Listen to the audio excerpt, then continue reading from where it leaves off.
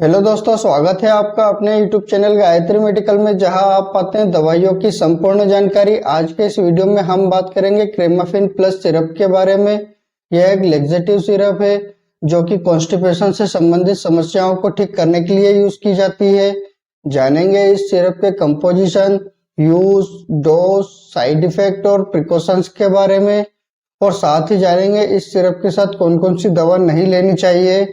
तो बने रहिए वीडियो के अंत तक, जिससे आपको इस सिरप के बारे में पूरी जानकारी मिल सके। तो चलिए वीडियो की शुरुआत करते हैं।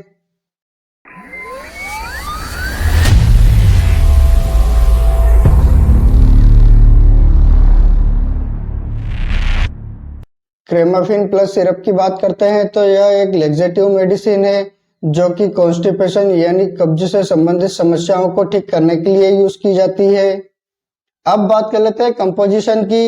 इस सिरप के कंपोजिशन की बात करते हैं तो यह 3 कंपोजिशन की एक दवा है, जिसमें liquid paraffin 1.25 ml, milk of magnesia 3.75 ml, sodium picosulphate 3.33 mg add किया गया है। इस सिरप के पैकिंग स्ट्रेंथ की बात करते हैं तो यह 225 ml की बोतल पैकिंग में आता है। अब बात कर लेते हैं यूज की। इस सिरप के मेन यूज की बात करते हैं तो यह कॉन्स्टिपेशन यानी कब्ज से संबंधित समस्याओं को ठीक करने के लिए यूज की जाती है। इसके अलावा इस सिरप का यूज यदि किसी व्यक्ति को फिशर, फिस्टुला, पाइल्स जैसी समस्या हो जाती है और उस समय जब स्टूल हार्ड पास होता है तो उस समय व्यक्ति को घाव हो जाता है और बहुत तेज दर्द होता है, तो उस कंडीशन में इस सिरप को दिया जाता है, जिससे कि व्यक्ति का स्टूल सॉफ्ट हो सके और स्टूल पास करने में किसी भी प्रकार की कोई प्रॉब्लम ना हो। यदि किसी व्यक्ति के पेट में एसिड का सिक्रेशन ज्यादा हो जाता है तो उस एसिड को बाहर निकालने के लिए इस सिरप का यूज किया जाता है। यदि किसी व्यक्ति को इंटेस्टाइन से संबंधित कोई समस्या हो गई हो, इन्फेक्शन हो गया हो, तो उसको क्लियर करने के लिए भी इस सिरप का यूज किया जाता है। यदि किसी व्यक्ति के इंटेस्टाइन का ऑपरेशन या सर्जरी होती है तो उसको साफ करने के लिए या कोलोनोस्कोपी करने के पहले इस सिरप का यूज किया जाता है। यदि किसी व्यक्ति के पेट की सर्जरी, ऑपरेशन या सिजेरियन डिलीवरी होती है तो उस समय भी इस सिरप का यूज किया जाता है।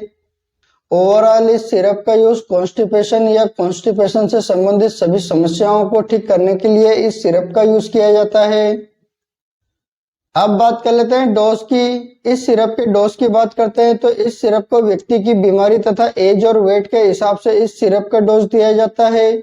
इस सिरप के कॉमन डोज की बात करते हैं तो एडल्ट व्यक्ति को 10 ml से लगाकर 15 ml तक दिन में एक बार दिया जाता है, और यदि किसी व्यक्ति को ज्यादा प्रॉब्लम होती है तो उस व्यक्ति को दिन में 2 बार भी दिया जा सकता है।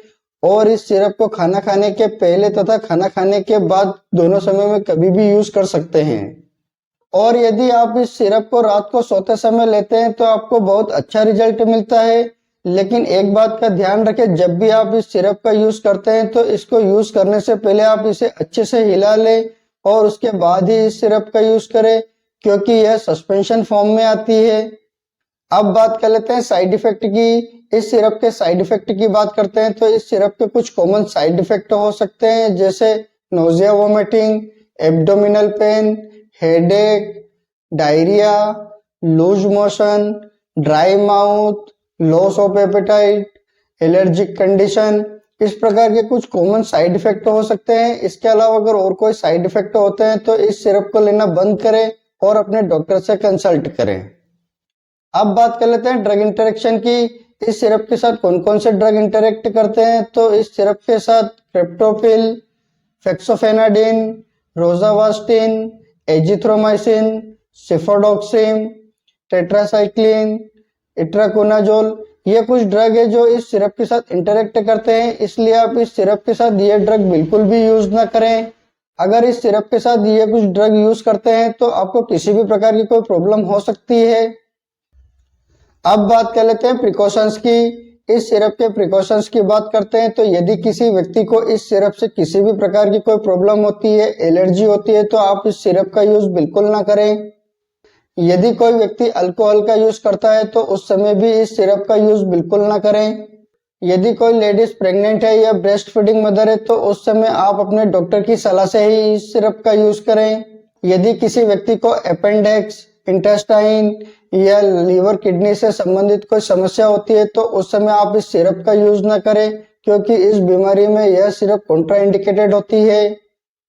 यदि आपको किसी भी प्रकार की कोई प्रॉब्लम हो या आप किसी भी प्रकार की मेडिसिन का यूज करते हैं तो आप अपने डॉक्टर को जरूर बताएं। आपसे एक रिक्वेस्ट करूंगा, आप अपनी मर्जी से किसी भी प्रकार की कोई मेडिसिन का यूज न करें। आप अपने डॉक्टर या किसी फार्मासिस्ट की सलाह से ही मेडिसिन का यूज करें। उम्मीद करता हूं कि आपको क्रेमाफिन प्लस सिरप के बारे में पूरी जानकारी मिली होगी। अगर वीडियो अच्छा लगे तो लाइक करें, शेयर करें, सब्सक्राइब करें, जिससे और भी लोगों को जानकारी मिल सके।